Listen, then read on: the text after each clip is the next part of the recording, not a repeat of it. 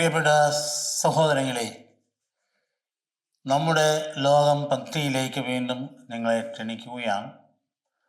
നമ്മുടെ മനസ്സിലിപ്പോൾ നമ്മളിപ്പോൾ ആചരിച്ച റിപ്പബ്ലിക് ഡേയുടെ ചിന്തകളാണ് കടന്നു വരിക. നമുക്കറിയാം, നമ്മുടെ റിപ്പബ്ലിക് ദിനാചരണം ഭരണഘടന നിലയിൽ വന്ന ദിനത്തിലാണ് വാസ്തവത്തിൽ നമ്മൾ യഥാർത്ഥത്തിൽ റിപ്പബ്ലിക്കായിട്ട് തീർന്നത്. 1947 ആഗസ്റ്റ് 15 നമ്മുടെ രാജ്യം സ്വതന്ത്രമായിട്ട് പ്രഖ്യാപിച്ചുവെങ്കിലും ഭരണഘടന നിലവന്നതോടു കൂടിയാണ് നമ്മുടെ സ്വാതന്ത്ര്യ പ്രാപ്തി പൂർണ്ണമായത്. 47 ശേഷം 1950 ജനുവരി 26 കൊളോണിയൽ ശക്തികളിൽ നിന്ന് നമ്മോടൊപ്പം സ്വതന്ത്രമായി മറ്റ് പല രാഷ്ട്രങ്ങളെ തിരിച്ചു നോക്കിയാൽ, താരതമ്യം ചെയ്താൽ നമ്മുടെ രാജ്യം എത്രയോ ഔന്നത്യത്തിലാണ് എന്ന് നമുക്ക് മനസ്സിലാക്കാൻ കഴിയും. സ്വാതന്ത്ര്യാരംഭം മുതൽ തന്നെ നമ്മെ നയിച്ച ഭരണകർത്താക്കളെ നന്ദിയോടും പ്രാർത്ഥനയോടും കൂടി ഓർക്കേണ്ടതുണ്ട്. മറ്റു പല രാജ്യങ്ങളുടെ അനുഭവം വെച്ച് നോക്കിയാൽ സ്വാതന്ത്ര്യത്തിനും അതിനുശേഷം ഓരോ 5 വർഷത്തിലും ചോരപ്പുഴ ഒഴുക്കാതെ രാജ്യത്തെ ഭരണം കൈമാറി വന്നു എന്നത് നിസ്സാര കാര്യമല്ല. സ്വാതന്ത്ര്യം പ്രാപിച്ച നാളുകളിൽ നടന്ന രാജ്യ വിഭജനത്തെ തുടർന്നുണ്ടായ കൂട്ടക്കൊലകളെ ദുഃഖത്തോടും നെടുവീർപ്പോടും കൂടി മാത്രമേ നമുക്ക് ഓർക്കാൻ കഴിയുള്ളൂ. ഒന്നായി കഴിഞ്ഞിരുന്ന ഒരു ജനം മതത്തിൻ്റെ പേരിൽ വെട്ടിമുറിക്കപ്പെട്ടത് ഇന്ത്യയുടെ ആത്മാവിനെ വേദനിപ്പിച്ചു എന്നത് സംശയമില്ലാത്ത ഒരു കാര്യമാണ്. എങ്കിലും സ്വാതന്ത്ര്യത്തെ തുടർന്ന സമാധാന പാതയിലൂടെ തന്നെയാണ് നമ്മുടെ നേതാക്കന്മാർ നമ്മെ നയിച്ചത് എന്ന കാര്യം നാം ഓർക്കണം. യുദ്ധം ചെയ്യാൻ പ്രേരിപ്പിക്കുകയല്ല, സമാധാനമായി ജീവിക്കാനാണ് അവർ നമ്മെ പ്രേരിപ്പിച്ചത്. പഞ്ചവത്സര പദ്ധതിയോടുകൂടി നമ്മോടൊപ്പം സ്വതന്ത്രമായ മറ്റു പല രാജ്യങ്ങളെ സ്ഥിതി കണ്ടമാനം വഷളായിട്ടുണ്ടെന്ന് നമുക്കറിയാം. ആഭ്യന്തര യുദ്ധങ്ങൾ വഴി, പരസ്പരം ഭരണത്തെ അട്ടിമറിക്കുന്ന സാഹചര്യങ്ങൾ വഴി, പട്ടാള വിപ്ലവം വഴി, എന്നിനു വേണ്ട നമ്മുടെ അയൽവക്കത്ത് പാകിസ്ഥാനിലെ അനുഭവം നമുക്കറിയാവുന്നതാണ്.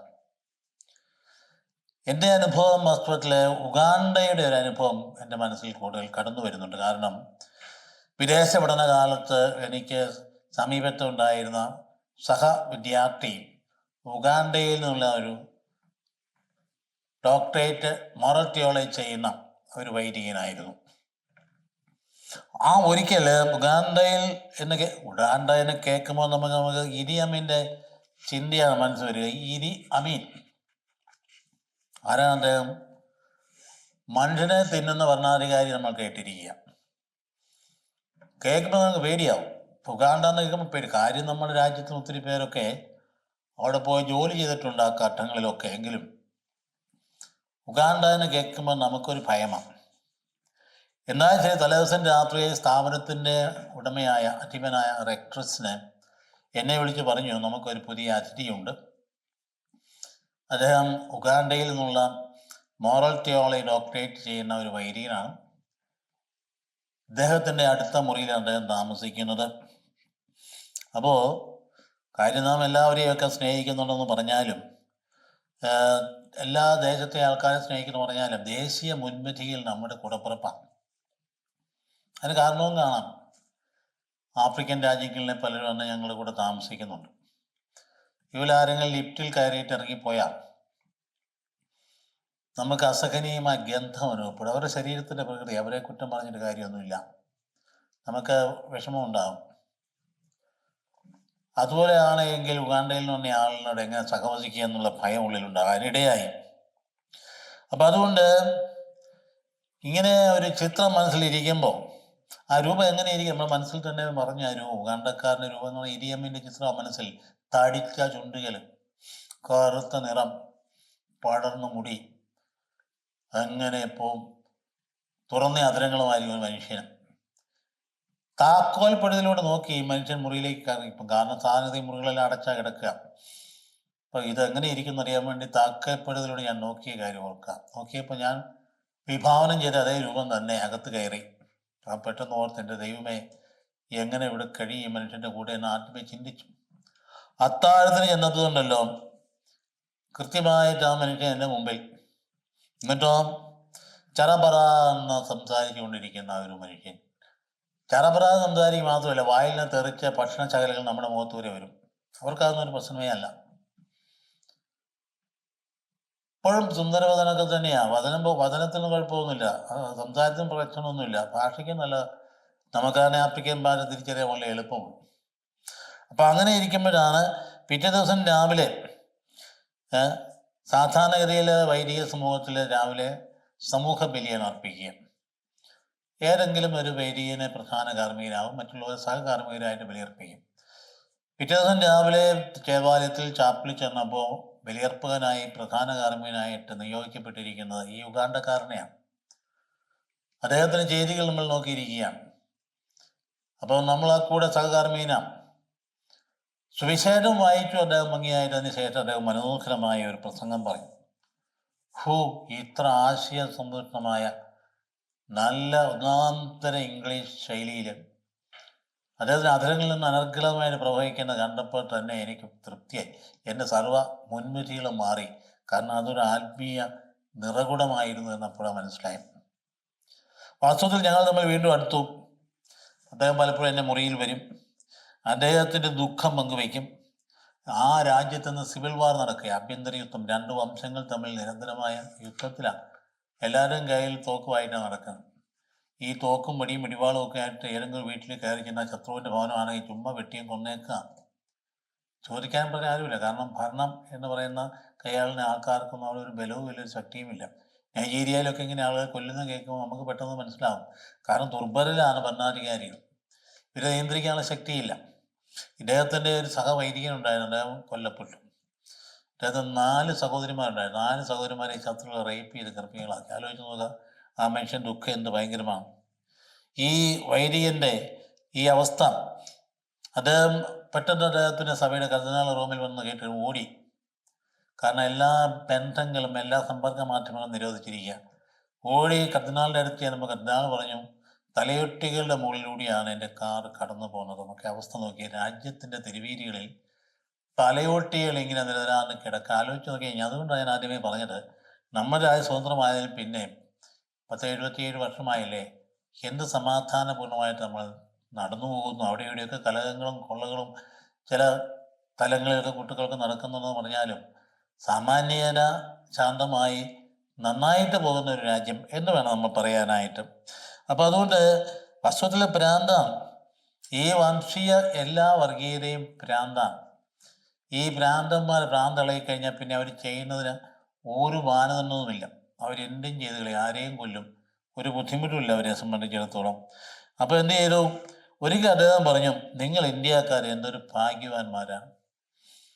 എന്നിട്ട് എന്നോട് പറഞ്ഞു, we are still in the Old Testament period.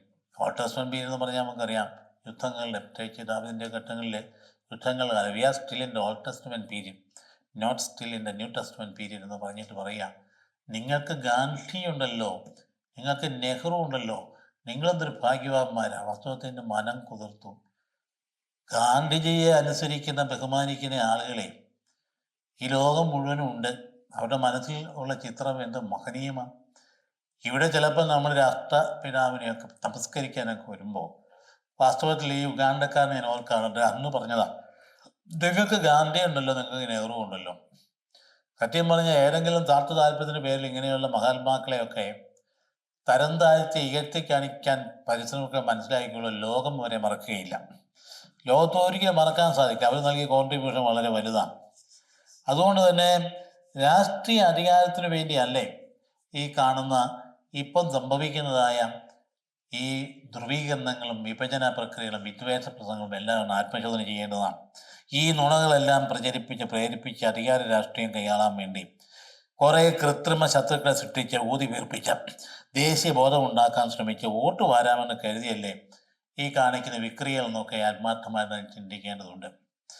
അതുകൊണ്ട് റിപ്പബ്ലിക് ദിനം ഒരു ശരിയായ വീണ്ടും വിചാരം നമ്മെ പ്രേരിപ്പിക്കേണ്ടതാണ്. ഡോക്ടർ അംബേദ്കറിൻ്റെ നേതൃത്വത്തിൽ നമുക്ക് ലഭിച്ച ഈ മനോഹരമായ ഭരണഘടന, അതിൻ്റെ ആമുഖത്തിൽ അന്നത്തെ ആദ്യ പ്രധാനമന്ത്രി ഇങ്ങനെ എഴുതി. മറക്കാൻ പറ്റാത്തൊരു വ്യക്തിത്വം അദ്ദേഹത്തെ സംബന്ധിച്ച് അത് അജ്ഞേയവാദിയാണ്, അഗ്നോസ്റ്റിക്കാന്നൊക്കെ നമ്മൾ പറയും. എന്ന് പറയാൻ അദ്ദേഹത്തെ ഒരു മതത്തോടും പ്രത്യേക പ്രതിബദ്ധത, എല്ലാ മതങ്ങളെയും ഒരുപോലെ സ്നേഹിക്കുകയും സംരക്ഷിക്കുകയും ചെയ്യുന്നതാണ്. ഭരണഘടന ഉണ്ടാക്കുമ്പോൾ നേതാവ് അദ്ദേഹം. വാസ്തവത്തിൽ ആ സമയത്ത് അതിർത്തിയിൽ വലിയ കൂട്ടക്കുരുതിയും വലിയ കൊള്ളയും നടന്നുകൊണ്ടിരിക്കുന്ന അവസരത്തിലാണ് എല്ലാ മതങ്ങൾക്കും ഒരുപോലെ സ്ഥാനം നൽകിക്കൊണ്ടുള്ള ഭരണഘടന അദ്ദേഹം രൂപീകരിച്ചത്.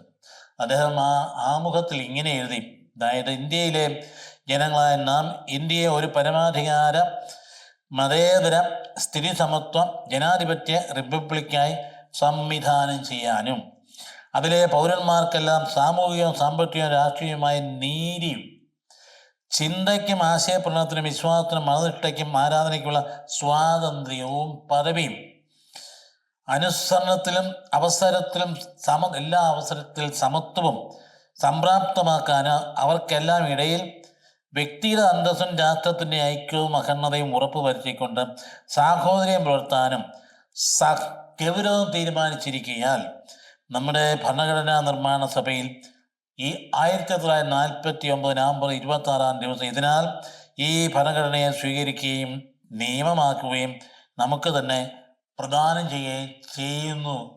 വാസ്തവത്തിൽ ഒറ്റ സെൻറ്റൻസാണ്, നല്ല കാര്യം ഉൾപ്പെടുത്തിയിരിക്കുന്നു. വളരെ ക്ലിയറായി വ്യക്തതയോടുകൂടി ഒരു സംശയവുമില്ലാതെ നമുക്ക് സമാധാനം ജീവിക്കാൻ പറ്റുന്ന എല്ലാ ക്ലോസും ഉൾപ്പെടുത്തിയല്ലേ ആമുഖത്തിൽ പറഞ്ഞിരിക്കുന്നത്.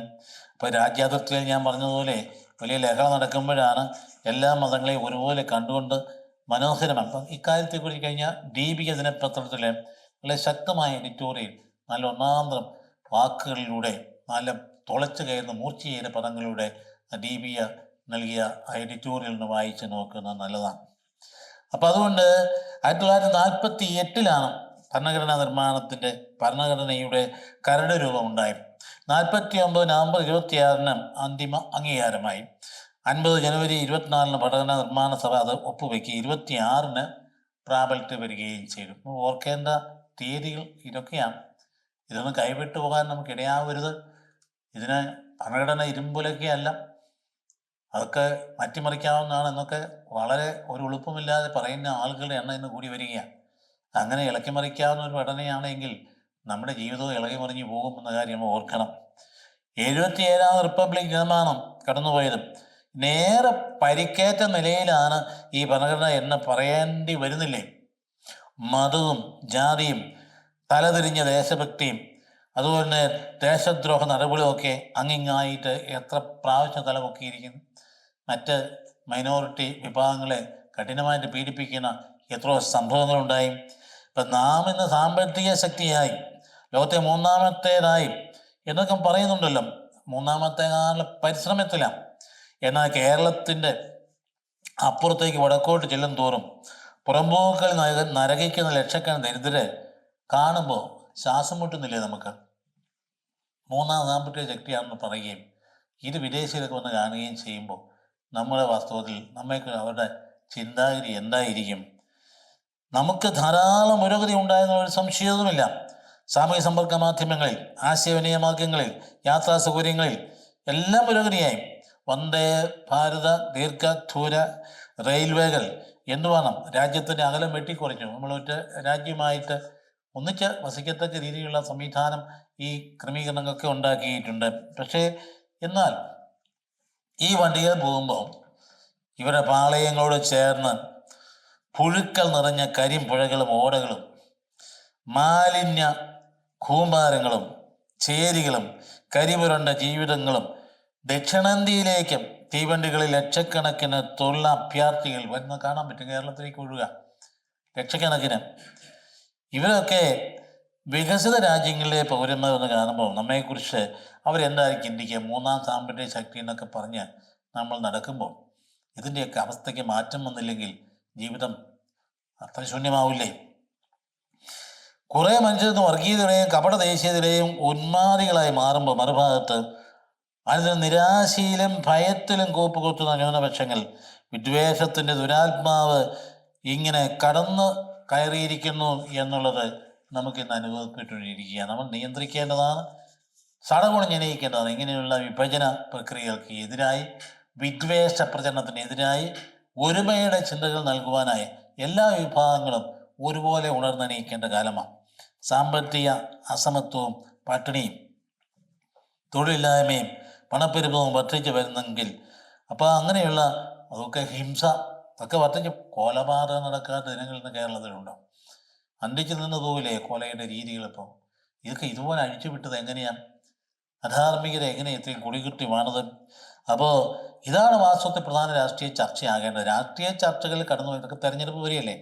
വാസ്തവത്തിൽ ചർച്ചയാകേണ്ട ഇതൊക്കെയാണ്. നമ്മൾ പുരോഗതിയിലേക്ക് പോകുമ്പോൾ എവിടെയെല്ലാം മാറ്റങ്ങൾ വരേണ്ടത്, സമീപനങ്ങളിൽ മനോഭാവങ്ങളിൽ മാറ്റം വരേണ്ടത് എന്ന ചിന്തയിൽ നയിക്കുകയാണ്. ഇപ്പോൾ അതിന് നേരെ മറിച്ച് ഭക്ഷണശീലത്തിലൊക്കെയാണ് ഇപ്പോൾ ആളുടെ ചിന്താശീലം. ഒഡീഷയിലെ അതായത് കേശാപുട്ട് ജില്ലയിൽ റിപ്പബ്ലിക് ദിനത്തിൽ മാംസഭക്ഷണം വിലക്കി ജില്ലാ കളക്ടർ പുറപ്പെടുവിച്ച ഉത്തരവിനെ കുറിച്ച് എന്ത് പറയുന്നു? വാസ്തവത്തിൽ നമ്മളെയൊക്കെ നടുക്കിയ ഒരു ഉത്തരവല്ല. ഏറ്റവും പ്രധാനപ്പെട്ട കാര്യം അതാണോ?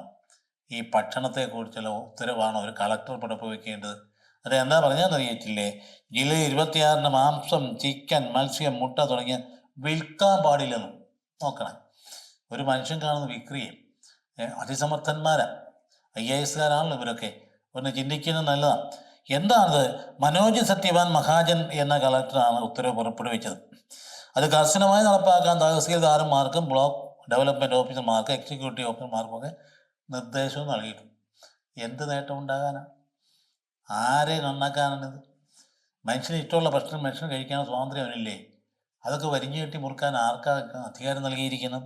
ഇപ്പം ഭരണഘടന മാറ്റപ്പെടാൻ പറ്റാത്ത ഈ ഇരുമ്പൊലകയുള്ളെന്നൊക്കെ പറയുന്ന ഇത്തരക്കാരാ. മാറ്റിയിട്ട് എങ്ങോട്ട് മാറ്റാനാണിത്?